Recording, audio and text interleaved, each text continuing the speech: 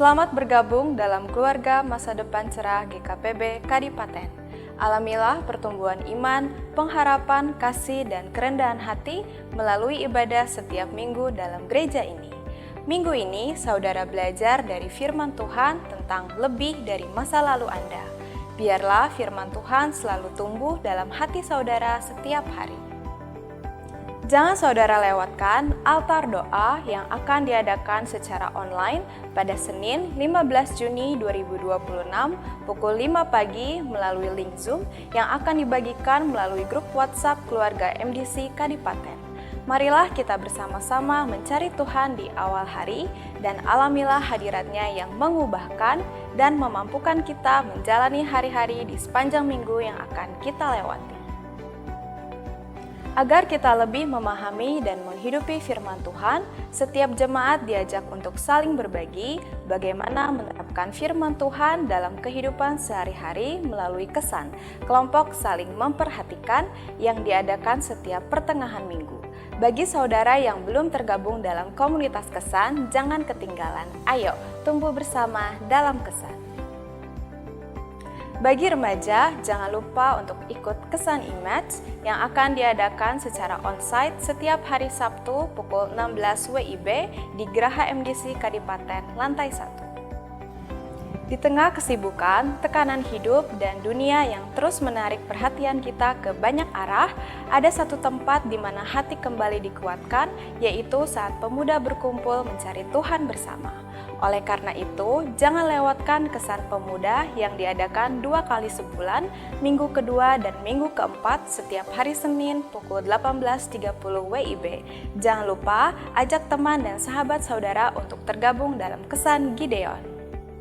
Dengan sukacita, kami mengundang seluruh jemaat untuk mengikuti doa keliling pada Jumat 19 Juni 2026 pukul 18 WIB, titik kumpul di Geraha GKPB Kadipaten diawali dengan doa bersama.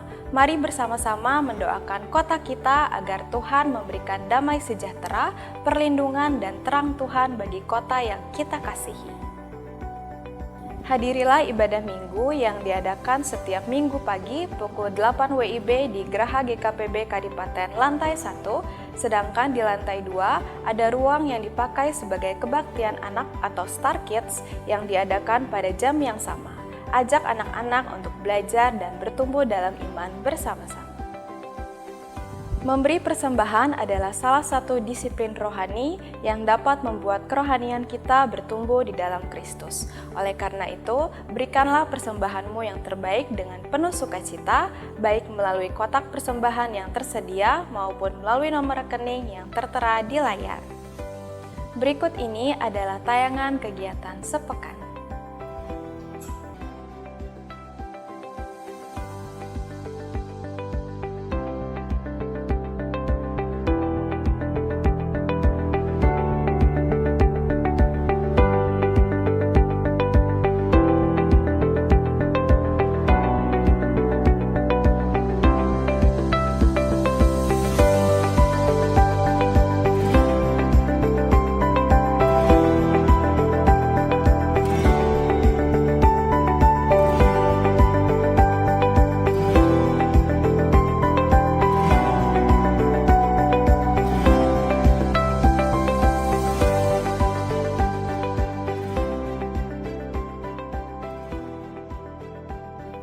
Marilah kita maju bersama dalam iman, pengharapan dan kasih yang bertambah kepada Tuhan, dan alamilah hidup yang mengalami Tuhan, hidup berbuah.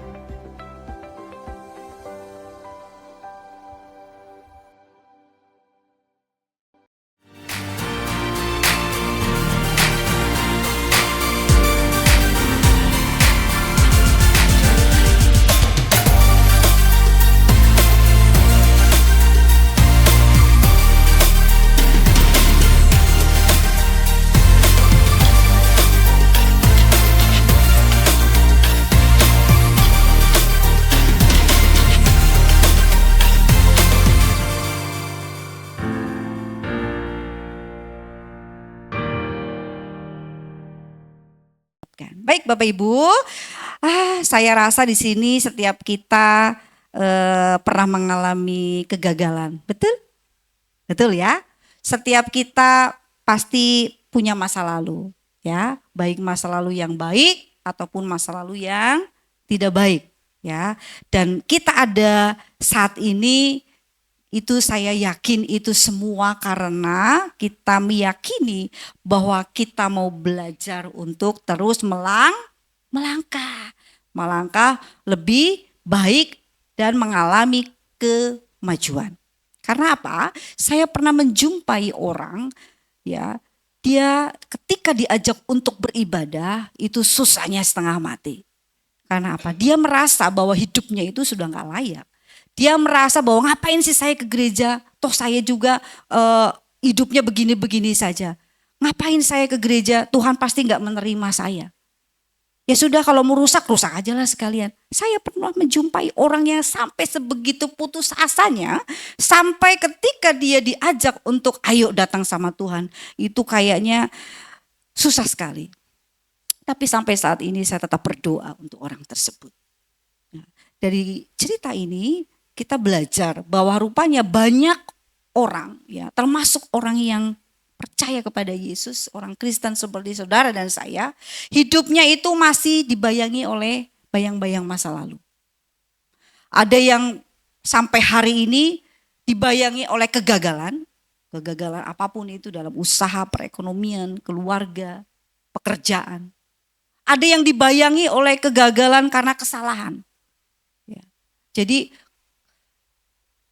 kesalahan-kesalahan yang pernah dia alami membuat dia itu trauma untuk melakukan segala sesuatu. Ada orang yang sampai saat ini masih dibayangi oleh dosa, bahkan luka hati yang sampai saat ini belum sembuh. Sehingga ketika untuk melangkah itu dia harus berpikir ulang, mungkin bukan hanya 100 kali tapi mungkin 1000 kali. Karena apa? Membuat dia itu bayang-bayang masa lalunya itu belum selesai. Sehingga ya dia mengalami yang namanya stagnan. Bapak Ibu Saudara, orang yang sulit untuk melihat atau hidupnya masih dibayangi oleh masa lalu, itu akan menjadi mereka atau orang tersebut sulit untuk melihat masa depan yang Tuhan sediakan. Ya. Sama ibaratnya seperti saudara mengendarai mobil, ya, orang yang mengendarai mobil itu kan kita tahu ya, ada kaca besar di depan dan ada kaca spion. Kaca spion ada kanan kiri dan ada yang di tengah, begitu. Bisa kebayang Bapak Ibu Saudara, kalau orang mengendarai mobil tetapi dia hanya fokus kepada kaca spion untuk melihat belakang, apa yang terjadi? Dia banyak sekali fokus dengan spionnya. Pasti dia akan ragu-ragu untuk mengendarai mobilnya dan itu pada akhirnya bisa mengakibatkan kecelakaan. Itu juga yang terjadi dalam diri saya ketika saya belajar untuk mengendarai mobil, Bapak Ibu ya. Itu saya sering, karena saya banyak takut, mau nyalip takut, kanan kiri gitu kan. Dan keraguan-raguan itu membuat saya membuat kendaraan yang ada di belakang saya jadi kagok. Jadi waktu saya ngendarain mobil banyak tin, pasti banyak tin. Karena saya banyak melihat spion sehingga lambat. Dan itu membahayakan bukan hanya saya, tapi juga orang lain. Itulah orang yang hidupnya dibayang-bayangi oleh masa lalu, itu seperti itu. Sulit untuk melangkah, banyak keraguan.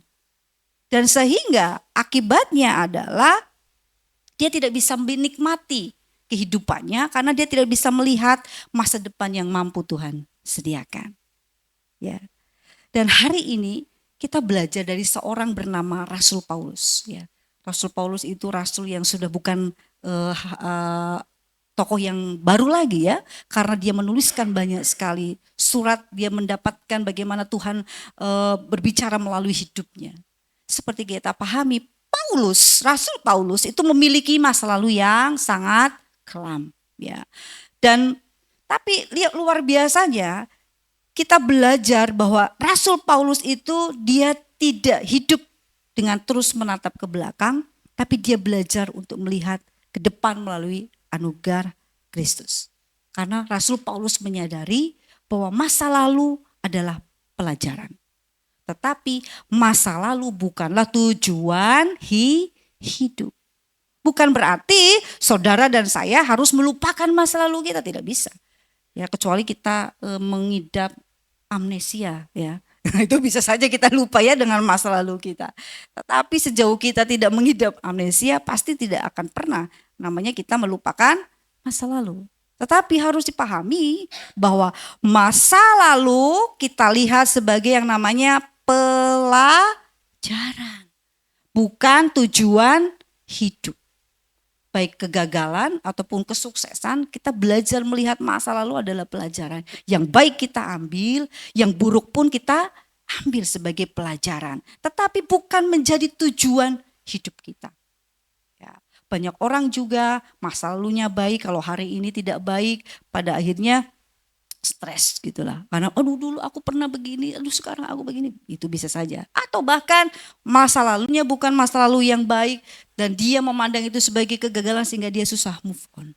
Jadi itu ya. Dan Paulus pada hari ini kita akan belajar, dia adalah satu contoh nyata bahwa seseorang dapat menjadi lebih besar daripada masa lalunya. Ya. Ingat, seseorang dapat menjadi lebih besar dari apa? Masa lalunya. Itu bukti. Rasul Paulus sebelum mengenal Kristus, ia adalah penganiaya jemaat. Ia menangkap, memenjarakan, bahkan menyetujui pembunuhan bagi orang percaya. Tapi ketika berjumpa dengan Kristus, kuncinya di sini. Ketika dia berjumpa dengan Kristus, hidupnya diubahkan secara total. Dan sepanjang bulan ini kita diajarkan tentang apa sih yang harus berkurang dalam hidup kita supaya kita bertambah. Minggu lalu kita belajar apa yang berkurang? Harus kita kurangi adalah rasa kebanggaan terhadap diri sendiri atau prestasi. Itu yang membuat kita bertumbuh. Dan hari ini kita belajar bagaimana rasa bersalah atau masa lalu yang buruk itu ketika itu berkurang dalam diri kita, rasa bersalah itu berkurang dalam kehidupan kita, kita bisa mengalami yang namanya pertumbuhan. Dan itu terjadi karena kasih karunia Kristus semakin nyata dalam kehidupan saudara dan saya. Mari kita belajar pada hari ini dari kisah yang dituliskan oleh Rasul Paulus di dalam 1 Timotius pasal yang pertama, ayat yang ke-12 sampai ayat yang ke-17. Saya undang saudara untuk kita belajar dari firman Tuhan ini, untuk kita bisa membaca bersama ayat-ayat tersebut. Saya undang boleh bangkit berdiri. 1 Timotius pasal yang pertama, ayat yang ke-12 sampai ayat yang ke-17. Mari kita baca bersama-sama 3, 2, 1. Aku bersyukur kepada Dia yang menguatkan aku, yaitu Kristus Yesus Tuhan kita. Karena Ia menganggap aku setia dan mempercayakan pelayanan ini kepada aku. Sekalipun aku tadinya seorang penghujat, penganiaya, dan orang yang ganas, namun aku telah dikasihaninya karena semuanya itu telah kulakukan tanpa pengetahuan di luar iman. Malah anugerah Tuhan kita itu telah dikaruniakan dengan limpahnya kepadaku dengan iman dan kasih dalam Kristus Yesus. Perkataan ini benar dan patut diterima sepenuhnya. Kristus Yesus datang ke dunia untuk menyelamatkan orang berdosa. Dan di antara mereka akulah yang paling berdosa. Namun justru karena itu aku dikasihani agar dalam diriku ini sebagai orang yang paling berdosa, Kristus Yesus menunjukkan seluruh kesabarannya. Dengan demikian aku menjadi contoh bagi mereka yang kemudian percaya kepadanya dan mendapat hidup yang kekal. Hormat dan kemuliaan sampai selama-lamanya bagi Raja segala zaman, Allah yang kekal, yang tidak tampak dan yang esa. Amin. Silakan duduk Bapak Ibu Saudara. Bapak Ibu Saudara, mungkin di antara saudara hari-hari ini ada yang masih membawa luka di masa lalu. Ada yang mungkin saat ini saudara duduk di tempat ini, tapi masih banyak penyesalan. Penyesalan akan keputusan-keputusan yang pernah diambil, ya kan? Bahkan mungkin ada yang di sini merasa gagal menjadi orang tua karena tidak menjadi orang tua yang sempurna seperti apa yang anak-anaknya harapkan. Bahkan mungkin ada yang merasa gagal menjadi anak karena tidak bisa memenuhi ekspektasi orang tua. Tidak bisa memenuhi harapan dari orang tua. Atau mungkin ada di antara saudara yang merasa sebagai pelayan Tuhan masih mengalami kegagalan. Masih banyak hal-hal yang harus dikoreksi. Dan bahkan mungkin ada yang diam-diam kadang mungkin ya di antara saudara. Karena saya bisa pernah mendengar juga seandainya waktu bisa diputar kembali. Ya, ada ya. Ada kalau boleh gitu mah ya semuanya enak ya Bu. Kita bisa berputar. Kalau salah sekarang diputar lagi kayak di film-film. Mungkin ada di antara saudara yang berpikir seperti itu. Namun kita harus menyadari bahwa yang namanya masa lalu tidak bisa kita kembali kepada masa lalu. Tapi yang terjadi, yang harus kita pahami bahwa ada kabar baik dari Injil yang sudah kita sama-sama dengar. Bahwa Tuhan tidak pernah meminta kita hidup di masa lalu, betul? Tapi Tuhan mengundang kita untuk belajar dari masa lalu, belajar dari hidupnya, dan menerima pengampunan, lalu melangkah maju bersama Tuhan. Itu yang terjadi dalam kehidupan Paulus. Paulus adalah bukti bahwa seseorang dapat memiliki masa lalu yang kelam, tetapi masa depan yang mulia ketika dia ada di tangan Tuhan. Ya, Paulus bukti orang yang gagal karena masa lalunya yang kelam. Tapi ketika dia jumpa dengan Kristus, masa depannya menjadi masa depan yang mulia. Masa depannya boleh menjadi masa depan yang berdampak. Kita boleh ada mengenal Yesus sebagai Tuhan dan Juru Selamat. Salah satunya adalah karena penginjilan yang dimulai dari seorang bernama Rasul Paulus. Coba kalau pada waktu itu Rasul Paulus sama-sama dengan murid Tuhan tidak mau keluar dari kehidupan orang Yahudi, keselamatan hanya menjadi hanya fokus kepada orang Israel. Tentu kita tidak bisa menerima keselamatan itu sendiri, tapi kita bersyukur. Oleh karena itu, pelajaran yang perlu kita pelajari hari ini bagaimana kita bisa less is more, mengalami kekurangan dan terus bertumbuh adalah kita harus belajar bagaimana hidup kita bisa lebih dari masa lalu. Ada 3 hal yang kita akan belajar sama-sama. Yang pertama, ketika kita menyikapi masa lalu, hal yang pertama yang harus saudara dan saya ingat adalah yang pertama, akuilah masa lalu tetapi jangan tinggal di dalamnya. Sama-sama baca, akuilah masa lalu tetapi jangan tinggal di dalamnya. Ya. Rasul Paulus seperti yang saya sampaikan, dia tidak menyangkal masa lalunya. Ketika dia menjadi murid Yesus, dia tidak berpura-pura tidak punya masa lalu yang kelam. Seolah-olah semuanya baik-baik saja. Tetapi di kitab 1 Timotius 1 ayat 15 ini, dia menyampaikan suratnya kepada Timotius, kepada jemaat yang dilayani oleh Timotius, dia mengakui. Di ayat 15 disampaikan di situ, Kristus Yesus datang ke dunia untuk menyelamatkan orang berdosa. Bukan hanya di situ saja. Dan di antara mereka, kata Paulus, akulah yang paling berdosa. Ya. Susah ya. Ini contoh yang menurut saya sangat luar biasa. Banyak orang susah untuk mengakui dosanya. Merasa diri paling benar, orang lain yang salah. Tapi luar biasa, Paulus sebagai seorang rasul yang hebat, yang dipakai Tuhan, dia tidak segan-segan, dia tidak memiliki rasa malu, insecure, tapi justru dia mengakui.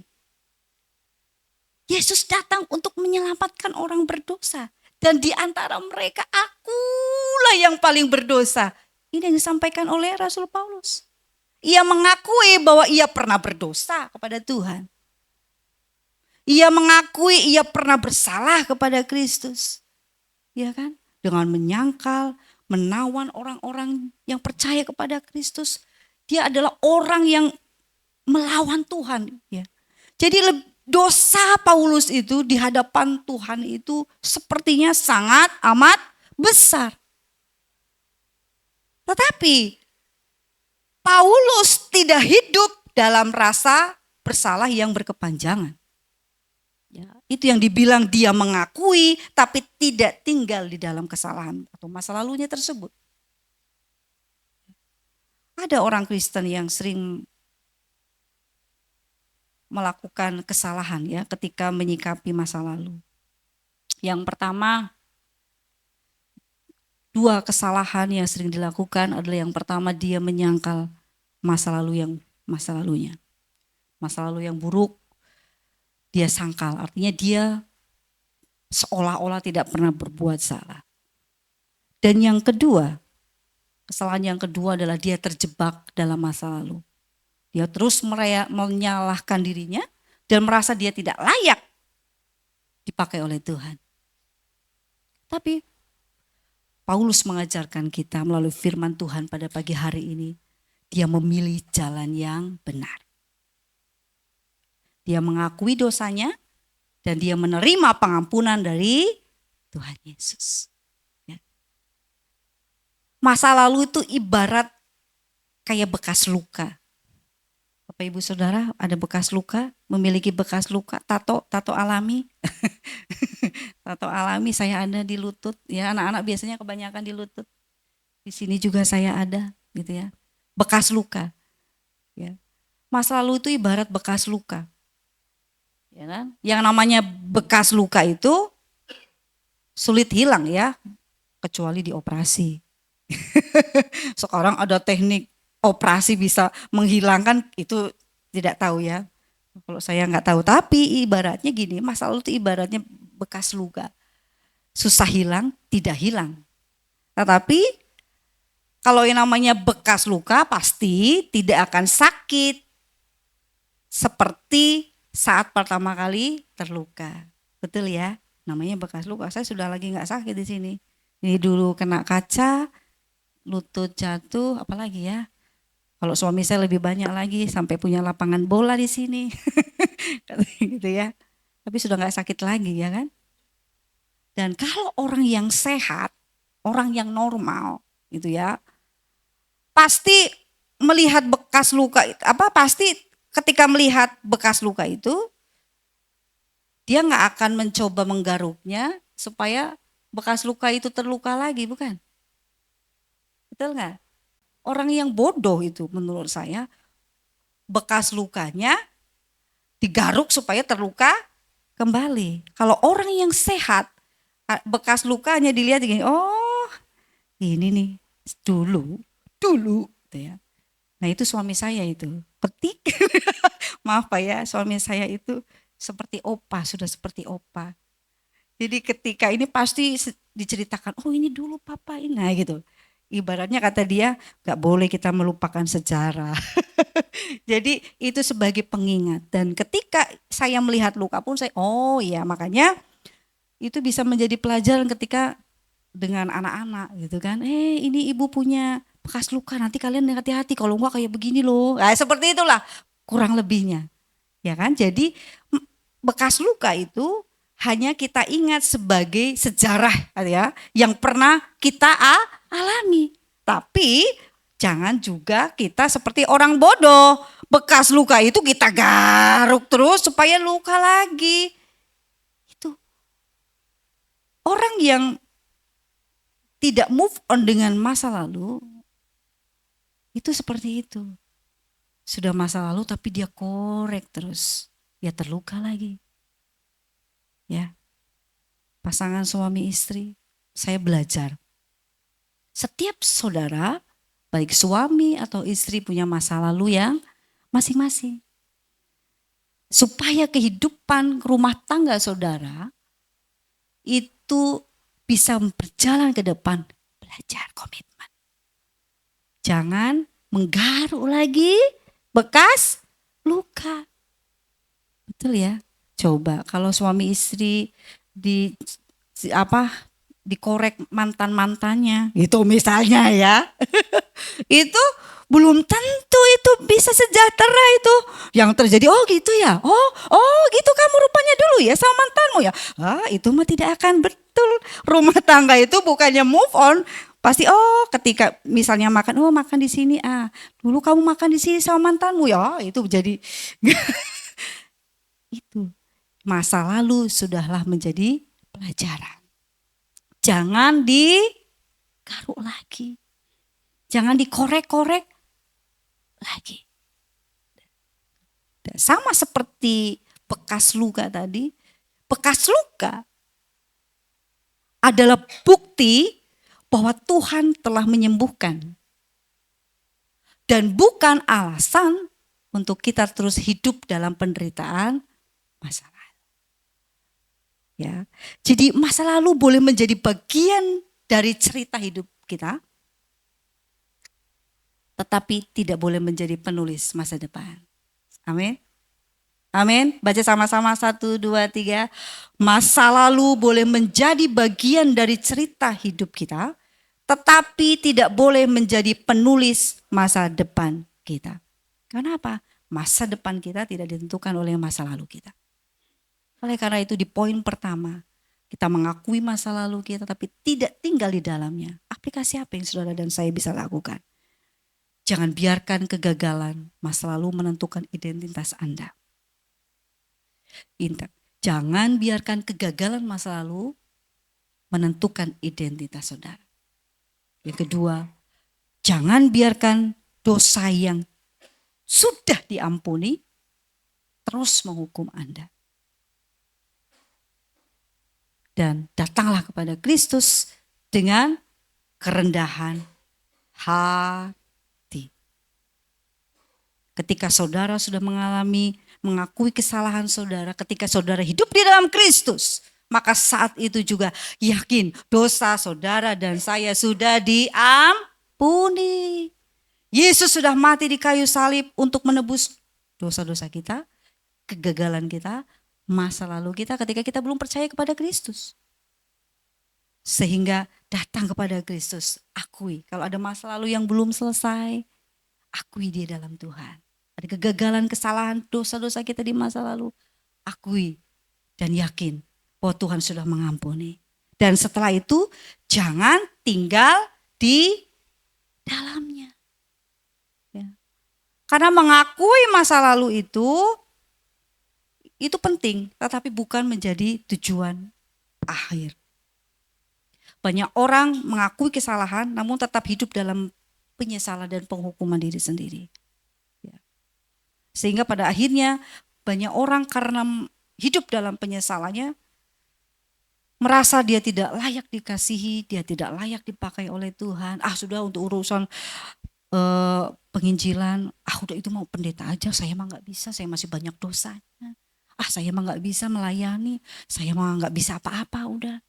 Saya mah ini aja, saya banyak kesalahannya. Dan itu adalah orang yang contohnya dia tidak move on dengan masa lalu. Karena merasa terus tidak layak. Hati-hati, kadang itu adalah cara iblis untuk melemahkan saudara dan saya untuk tidak melayani Tuhan. Jadi diajak kita diintimidasi, gak layak kamu. Kamu mah apa? Banyak dosanya, mau nginjilin, kamu aja banyak salahnya. Kayak mana lah seperti itu. Dan kita mau belajar bagaimana seorang Rasul Paulus. Di sini kan tidak ada ya penganiaya jemaat. Kesalahan kita sepertinya tidak separah yang dilakukan oleh Rasul Paulus. Tapi Paulus bisa move on, dia bisa menjadi seorang Rasul Kristus. Itu bukan karena kekuatan Paulus. Yang tiba-tiba ketika jumpa Tuhan dia Superman, jadi tidak seperti itu. Bukan dengan kekuatannya dia sendiri, dia bisa mengalami yang namanya hidupnya dipakai oleh Tuhan. Tetapi itu semua karena kasih karunia. Ya. Paulus boleh mengalami pemulihan. Itu semata-mata karena kasih karunia Allah. Karena itu setelah kita mengakui kesalahan kita, masa lalu kita, kebenaran kedua yang harus kita pahami adalah supaya kita mengalami lebih dari masa lalu kita adalah yang kedua. Percayalah bahwa anugerah Tuhan lebih besar dari kegagalan Anda. Andanya diganti saya. 1, 2, 3. Percayalah bahwa anugerah Tuhan lebih besar dari kegagalan saya. Amin. Amin. Ayat 16. Di situ dituliskan. Namun justru karena itu aku dikasihani. Agar dalam diriku ini sebagai orang yang paling berdosa, Kristus Yesus menunjukkan seluruh kesabarannya. Dengan demikian aku menjadi contoh bagi mereka yang kemudian percaya kepadanya dan mendapat hidup yang kekal. Saya garis bawahi kata dikasihani. Kata dikasihani ini menunjukkan, menegaskan bahwa keselamatan yang dialami oleh Paulus, keselamatan yang dialami oleh saya dan saudara itu bukan karena prestasi kita. Bukan karena kemampuan saudara dan saya. Bukan karena kehebatan kita, kemampuan kita untuk mengelola emosi, kemampuan kita untuk menguasai diri. Bukan. Ya, tetapi kata dikasihani ini menunjukkan bahwa keselamatan Paulus, keselamatan saudara dan saya itu karena yang namanya anugerah. Apa itu? Anugerah.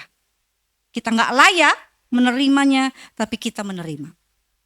Ya, betul ya. Berapa kali saya pernah sampaikan di sini, kalau Allah mau, ketika manusia jatuh dalam dosa, bisa saja kan, udahlah dihabisin aja manusia, buat lagi manusia yang baru, bisa saja.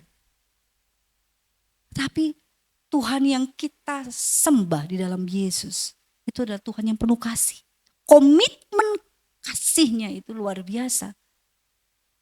Jadi sebenarnya kita itu gak layak diselamatkan. Tetapi anugerah Tuhanlah yang melayakkan.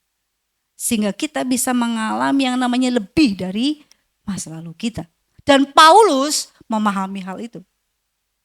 Dia menyadari dosanya besar. Tetapi dia menyadari juga bahwa kasih karunia Tuhan itu jauh lebih besar. Betul ya? Mungkin dosa saudara dan saya itu besar. Kegagalan saudara itu kayaknya aduh gak layak lah saya melayani lagi. Tapi saudara harus pahami bahwa kasih karunia Allah itu jauh lebih besar dari dosa saudara dan saya. Itulah yang membuat kita harus lebih dari masa lalu kita. Karena kita sudah di dalam Kristus. Kecuali orang di luar sana yang tidak mengenal Kristus, dia tidak mengalami anugerah Tuhan. Tapi kita bersyukur, kasih karunia itu membuat saudara dan saya lebih dan lebih lagi. Mungkin iblis sering mengintimidasi. Manusia mungkin sering mengintimidasi. Kamu gak layak, kamu terlalu berdosa, kamu gak bisa, gak pantas melayani. Apa sih kamu melayani? Padahal banyak sekali kesalahanmu, dosamu. Tuhan gak mungkin memakai kamu. Itu seringkali kita mendengar intimidasi tersebut. Bisa datang dari suara-suara hati kita. Atau bisa juga dari orang-orang yang ada di sekitar kita. Tapi kita bersyukur. Ketika Yesus mati di kayu salib. Satu kebenaran yang harus kita pahami. Dosa saudara dan saya sudah dibayar lunas. Artinya kalau lunas, ada tagihan lagi? Tidak. Tidak. Dan dosa saudara dan saya sudah dibayar lunas, lebih lagi Tuhan bilang bahwa engkau dikasihi oleh aku. Bersyukur ya. Kita adalah orang-orang yang dikasihi oleh Tuhan. Karena kita dikasihi oleh Tuhan, Tuhan bilang, engkau dapat aku pulihkan. Luar biasa. Ya, luar biasa. Karena apa? Tidak ada dosa yang lebih besar daripada kasih karunia Tuhan bagi orang yang bertobat. Ya, saya yakin semua sini sudah menerima kasih karunia. Amin ya. Oleh karena itu kita adalah orang-orang yang sudah berbalik ya dari jalan-jalan yang jahat untuk kita menuju kepada kemenangan yang Tuhan janjikan karena kita adalah orang-orang yang sudah meninggalkan dosa karena penebusan Kristus. Ya. Sama seperti saudara punya pensil, ya. Kalau pensil pasti biasanya seringkali jodohnya itu penghapus di atasnya. Betul ya? Pensil pasti ada penghapusnya. Dan kenapa diciptakan pensil yang ada penghapusnya? Atau kenapa diciptakan ada pensil, ada penghapus, ada bolpen, ada tip X? Kenapa diciptakan begitu? Yes, karena setiap kita bisa mengalami atau melakukan yang namanya kesalahan. Tidak ada manusia yang sempurna sampai Tuhan Yesus datang. Betul ya? Itulah ketika seorang anak belajar menulis pasti sebelahnya harus ada penghapus. Karena ya itu, kita bisa saja melakukan kesalahan. Anak itu bisa melakukan kesalahan. Sehingga gampang dihapusnya. Tetapi kita bersyukur, saudara, Tuhan tahu kalau orang menciptakan pensil ada penghapus karena si pencipta tahu bahwa bisa saja dalam menulis itu ada kesalahan. Dan Tuhan pun tahu kita bisa jatuh dalam kesalahan. Karena itu Tuhan menyediakan yang namanya kasih karunia melalui Yesus Kristus. Hanya perbedaannya, kalau penghapus itu hanya menghapus tulisan, tetapi kasih karunia Kristus menghapus dosa dan memperbaharui hidup manusia. Amin ya. Kalau penghapus hanya menghapus tulisan, tetapi kita bersyukur kasih karunia Kristus menghapus dosa dan memperbaharui hidup saudara dan saya. Itu artinya tidak ada dosa yang terlalu besar bagi kasih karunia Tuhan ketika apa? Kita datang kepadanya, kita sungguh-sungguh bertobat. Ya. Dosa kita mungkin lebih besar, tapi kasih karunia Kristus selalu lebih besar. Itu yang harus saudara dan saya ingat. Sehingga hidup kita itu bisa lepas dari rasa bersalah yang terus membebani. Dan hidup kita bisa percaya bahwa Tuhan sanggup memulihkan kehidupan saudara dan saya. Dan ketika rasa bersalah dalam diri kita itu semakin berkurang, keyakinan akan anugerah Kristus itu dapat semakin bertumbuh. Sehingga apa? Tuhan akan terus memakai kehidupan saudara dan saya. Ketika fokus pada diri kita sendiri semakin berkurang, maka Tuhan mulai memperluas dampak hidup kita bagi orang lain. Itu yang terjadi dalam diri Paulus tadi. Ketika dia sudah mengakui kesalahannya, dia tidak tinggal dalam masa lalunya. Ya kan? Kemudian yang kedua tadi, dia percaya bahwa anugerah Tuhan lebih besar dari kegagalannya. Maka Tuhan memperluas tujuan hidupnya untuk Paulus. Paulus tidak lagi sibuk hanya meratapi masa lalunya, tetapi dia mulai menyerahkan hidupnya untuk dipakai oleh Tuhan. Ya. Oleh karena itu, ketika saudara dan saya sudah menjadi anak-anak Tuhan yang sudah menerima anugerah dari Tuhan, itu belum selesai. Jadi hidup saudara dan saya itu tidak hanya di sini. Tetapi salah satu tujuan, dan ini tujuan yang penting yang ingin Tuhan berikan dalam hidup saudara dan saya adalah Tuhan mau hidup kita itu boleh dipakai oleh Tuhan untuk mengubah banyak orang. Oleh karena itu yang ketiga, supaya kita lebih dari masa lalu kita. Kita tidak hanya berhenti untuk diri kita sendiri. Yang ketiga adalah izinkan Tuhan memakai kisah hidup saudara untuk menjadi berkat. Sama-sama kita baca, izinkan Tuhan memakai kisah hidup kita untuk menjadi berkat. Seperti yang terjadi dalam diri Paulus, ketika dia mengalami keselamatan, sebenarnya kalau Paulus mau memilih, ya kan, dia bisa saja apa? Kan pada waktu itu orang Kristen itu, kehidupan orang Kristen itu tidak mudah, dikejar-kejar,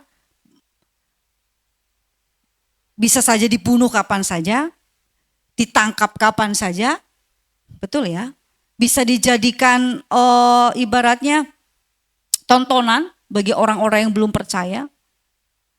Kalau Paulus mau, ya sudah. Yang penting keselamatan sudah saya terima. Cukup sudah. Mendingan cicing bae di imah gitu ya. Di dalam rumah sajalah. Baca Alkitab, doa, memuji Tuhan. Enough, cukup. Tapi rupanya tidak. Tuhan tidak mau berhenti begitu saja.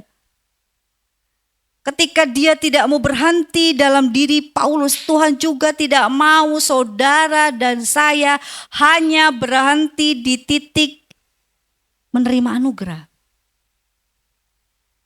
Tetapi Tuhan mau memakai kisah hidup saudara menjadi berkat.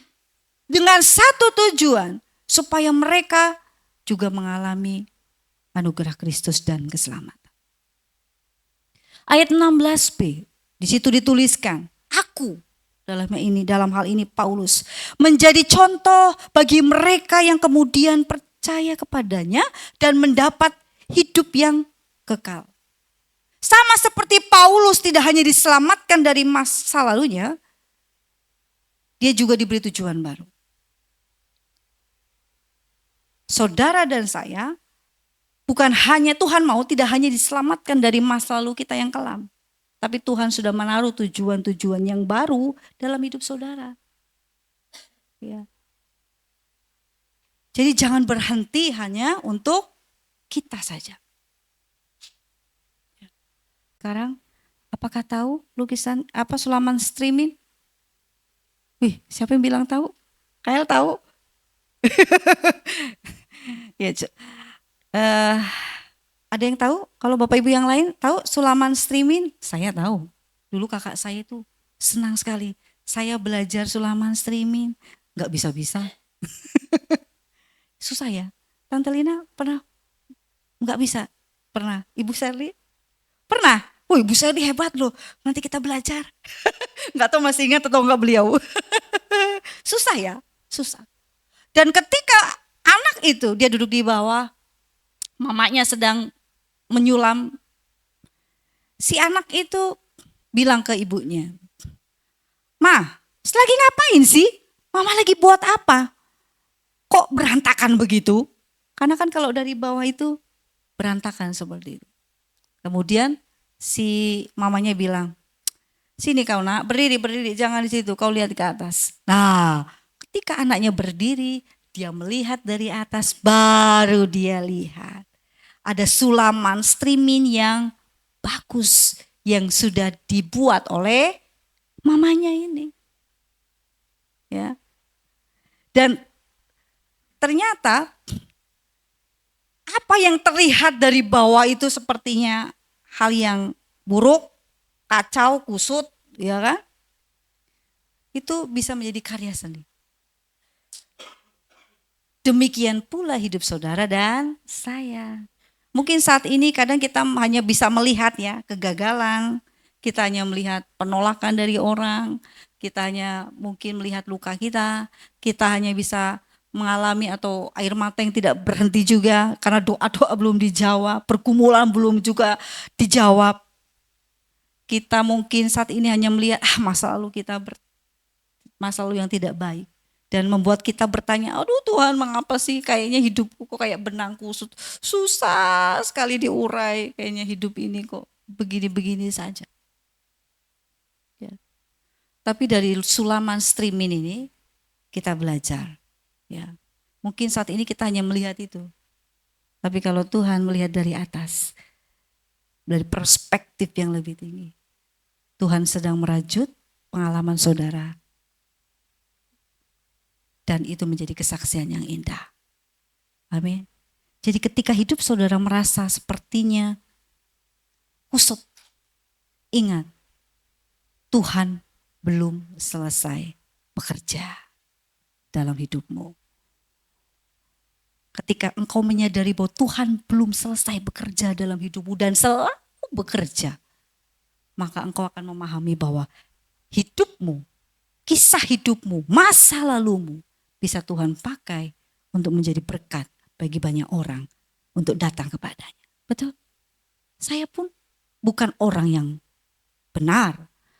Saya baru bersyukur setelah semakin dewasa. Kenapa Tuhan dulu izinkan perjalanan hidupnya tidak mulus? Ya kan, mengalami banyak kekurangan sana sini, mungkin penolakan. Ya kan, cita-cita tidak seperti yang diharapkan, gitu kan? Karena dampak ekonomi dan sebagainya, krisis moneter pada waktu itu. Kalau saya melihat dulu saya, kayaknya nggak punya masa depan deh kayaknya saya ini. Orang tua tidak punya uang untuk menyekolahkan, kayaknya aduh udahlah begini-begini saja. Tetapi sekarang saya baru melihat kenapa Tuhan izinkan semuanya itu terjadi dalam hidup saya. Tuhan mau itu menjadi kesaksian, menguatkan orang-orang, anak-anak muda, bahwa masa depanmu tidak ditentukan oleh masa lalumu. Menguatkan orang-orang bahwa masa depanmu itu tidak ditentukan oleh situasi kondisi orang tuamu, tetapi ditentukan oleh Tuhan. Ya kan?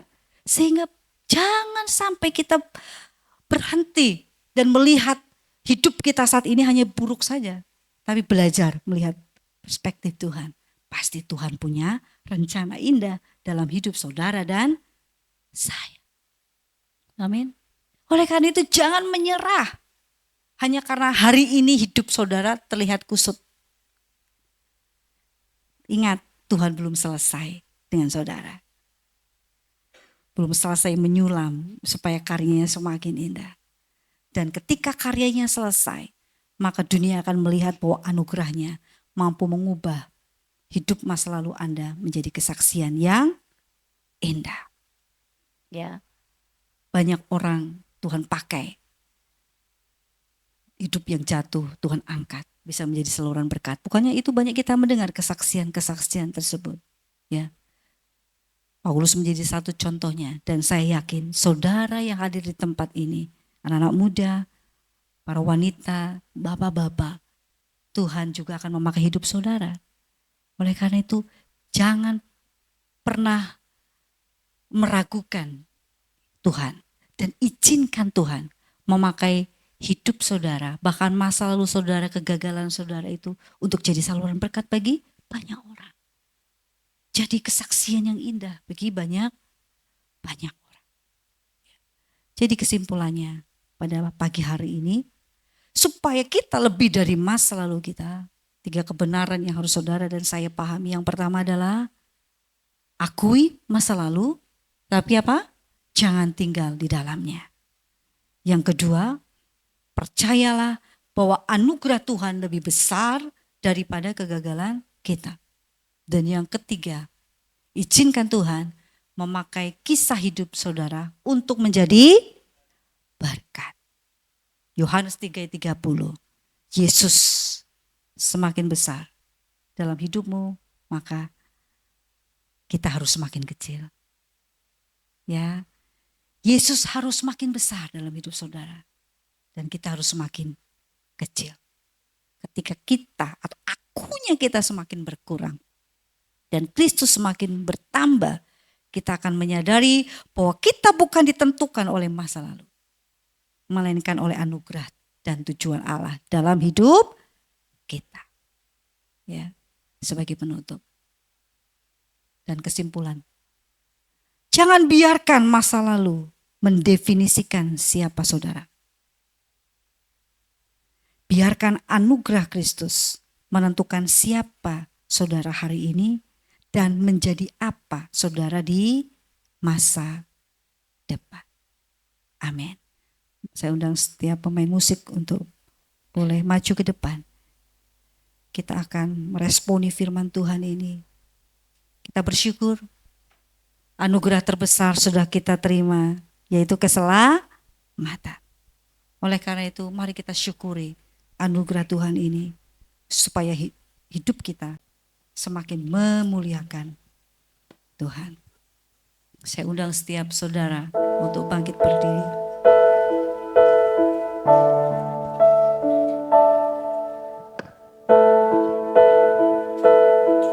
Haleluya.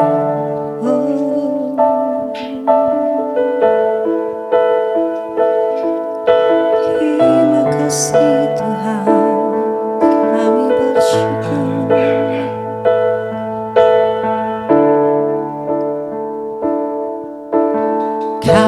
Kasih-Mu tiada bertepi, hati-Mu tak terselami.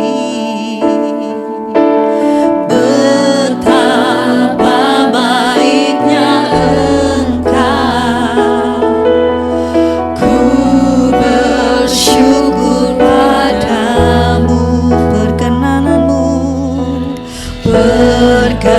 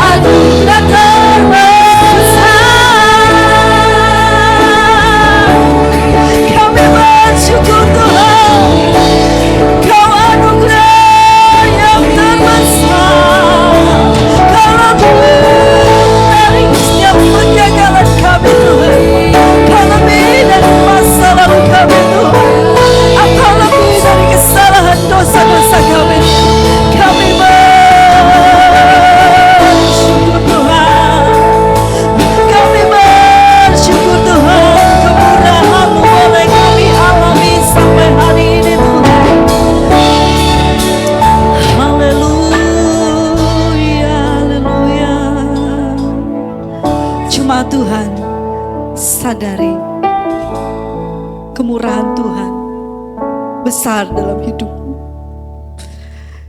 Jemaat Tuhan, sadari anugerah Tuhan besar dalam hidupmu. Kemurahan dan anugerahnya lah yang memampukan engkau keluar dari masa lalu yang buruk, kesalahan, bahkan kegagalan-kegagalanmu. Kalau engkau ada sampai saat ini, itu semua karena anugerah Tuhan. Tuhan belum selesai bekerja dalam hidup. Tuhan rindu menjadikan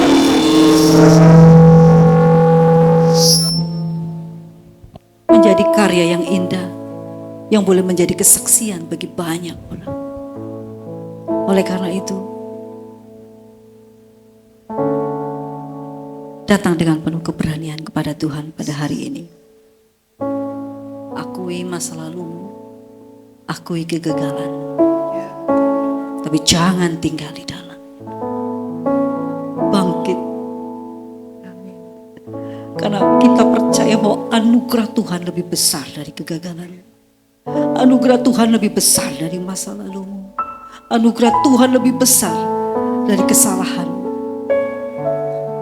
Dan izinkan Tuhan memakai kisah hidupmu menjadi saluran keselamatan bagi orang-orang di luar sana. Buka hatimu untuk melihat, menyadari bahwa Tuhan punya tujuan mulia dalam hidupmu.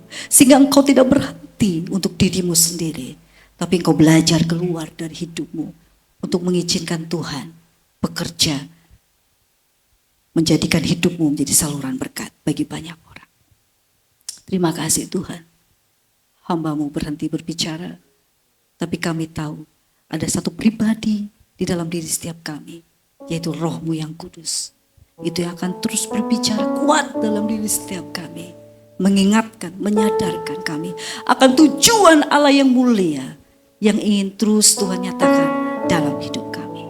Pakai umat-Mu yang pada pagi hari ini mendengar kebenaran firman-Mu, biarlah mereka keluar dari tempat ini. Mereka bukan menjadi pecundang, tapi mereka boleh menjadi pemenang. Karena ada Yesus yang tinggal dalam diri setiap mereka. Terima kasih Tuhan, Engkau baik, sangat baik. Di dalam nama Tuhan Yesus, kami mensyukuri firman Tuhan pada hari ini. Haleluya. Sama-sama kita katakan, amin. Silakan duduk Bapak Ibu Saudara.